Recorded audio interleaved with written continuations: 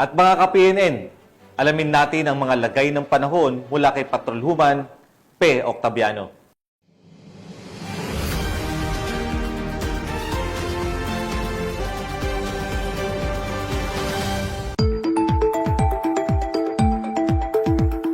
Patuloy na lumalakas ang severe tropical storm Opong habang ito ay papalapit sa Eastern Visayas at Bicol region.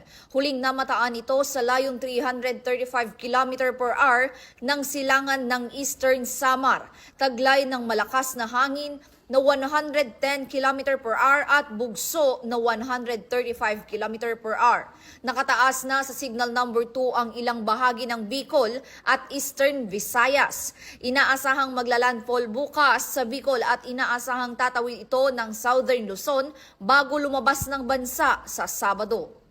Nakataas naman ang signal number 1 sa ilang bahagi ng Luzon, Visayas at Mindanao, kabilang ang Metro Manila, Quezon, Batangas, Cavite, Leyte, Northern Cebu, Negros Occidental at Dinagat Islands. Nagbabala ang pag-asa sa posibleng malalakas na ulan, hangin at storm surge. Pinapayuhan ang publiko na maghanda at sumunod sa abiso ng lokal na pamahalaan. At yan ang ating weather update sa mga oras na ito. Ako si Patrolwoman Fe Octaviano para sa PNN Weather Update.